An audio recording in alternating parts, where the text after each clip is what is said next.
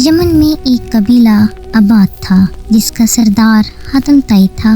حاتم طائی کی سخاوت سے دنیا کا ہر آدمی واقف ہے۔ رسول اللہ صلی اللہ علیہ وآلہ وسلم کے زمانے میں کچھ لوگ جب قید ہو کر آئے اور حضور پاک صلی اللہ علیہ وآلہ وسلم کو یہ پتہ چلا کہ ان قیدیوں میں حاتم طائی کے قبیلے کی ایک خاتون بھی ہیں، تو حضور پاک صلی اللہ علیہ وسلم نے ارشاد فرمایا کہ خاتون کو رہا کر دیا جائے۔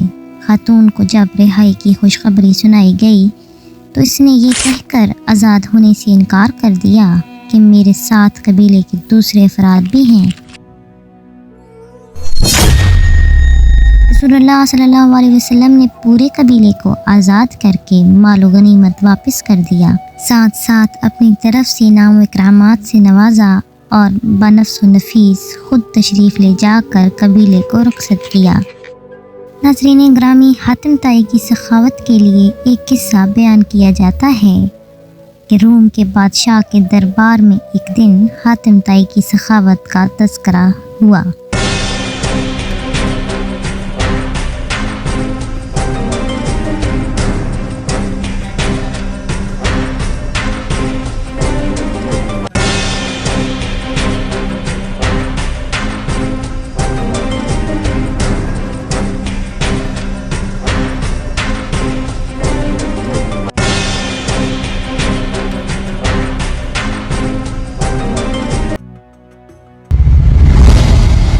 ایک شخص نے بتایا کہ حاتم طائی کے پاس عمدہ نسل کا ایک گھوڑا ہے، خوبصورت اتنا ہے کہ جو بھی دیکھتا ہے اس کی تعریف کیے بغیر نہیں رہتا۔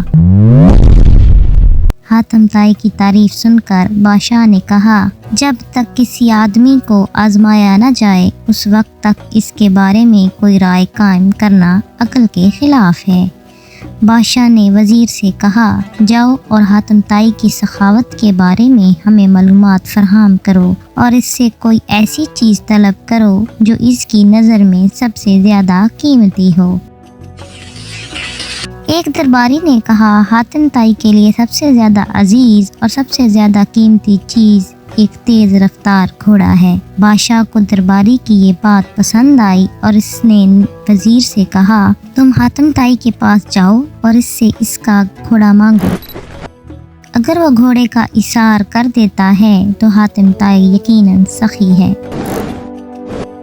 وزیر اور بادشاہ کے درباری منزلیں طے کرتے ہوئے رات کے وقت حاتم طائی کے گھر پہنچے۔ جس وقت یہ لوگ وہاں پہنچے موسلا دھار بارش ہو رہی تھی۔ کھپ اندھیرے میں بادلوں کی گرج چمک ماحول کو خوفناک بنا رہی تھی۔ ایسے خراب موسم میں گھر سے نکلنا بھی ممکن نہیں تھا۔ مہمانوں کے کھانے کا انتظام کرنا مشکل کام تھا، لیکن حاتم طائی نے میزبانی کا حق ادا کیا اور مہمانوں کی تواضع اور آرام و آسائش کا پورا انتظام کر دیا۔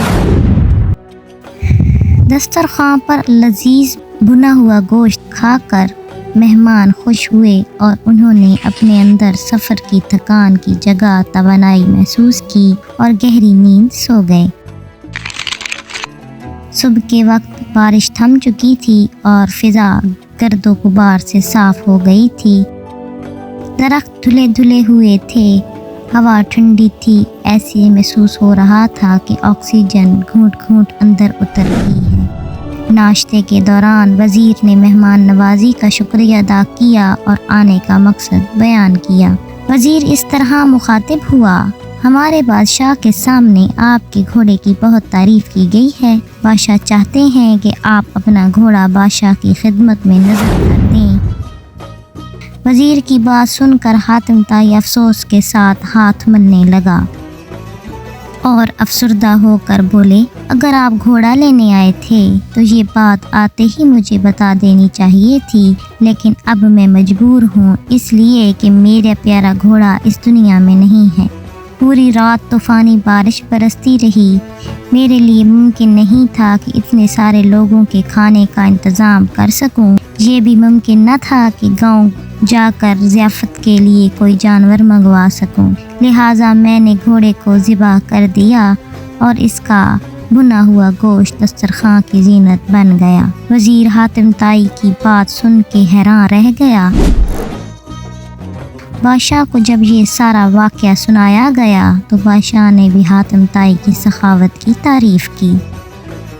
इधर अरब का नौफल बादशाह सोच रहा था कि अगर हातिम की सखावत और मकबूलियत इस तरह बढ़ती रही तो फिर लोग उसकी तरफ हो जाएंगे, कोई उसकी तरफ ना आएगा। उसने एक बहादुर और ताकतवर सिपाही से कहा कि वो हातिम को कत्ल कर दे, इसके इवज़ इसे भारी इनाम मिलेगा।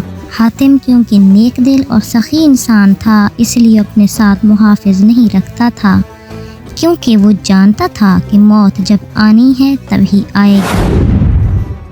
बादशाह नौफल का भेजा हुआ सिपाही एक मेहमान के रूप में हातिम के महल पहुंच गया।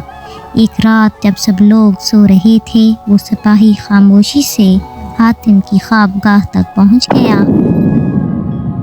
उसने देखा कि हातिम गहरी नींद सो रहा है, तो उसने अपनी कमर से बंधे खंजर को निकाला और पूरी ताकत से उस पर वार कर दिया। ऐन उसी वक्त हातिम ने करवट ली और सिपाही का निशाना चूक गया और वो हातिम के ऊपर गिर गया। हातिम इस दौरान नींद से बेदार हो चुका था। उसने अपने मेहमान सिपाही को काबू कर लिया और उससे पूछा कि उसने ऐसा क्यों किया है, क्या उसकी मेहमान नवाजी में कोई कमी रह गई थी। सिपाही ने हातिम को साफ साफ बता दिया कि वो यहाँ किस लिए आया था। हातिम ने उसे कहा, मुझे कत्ल करके अगर तुम्हें दौलत मिलती है तो फौरन कत्ल कर दो, इससे पहले कि मेरे मुलाजिम आ जाएं और तुम्हें जान से मार दें। सिपाही ये समझ रहा था कि अब इसकी मौत आ गई है, क्योंकि हातिम की पकड़ से इसका निकल जाना मुमकिन न था। हातिम का ये रवैया देखकर सिपाही कहने लगा, हजूर मुझे मुआफ़ कर दें, मुझसे बहुत बड़ी गलती हुई है, मैं तौबा करता हूँ और आइंदा से हमेशा आपका वफादार रहूँगा। हातिम ने ना सिर्फ उसे मुआफ़ कर दिया बल्कि अशरफियों से भरी थैली भी दी, क्योंकि उसे ये गवारा न था कि उसका मेहमान उसके घर से खाली हाथ जाए।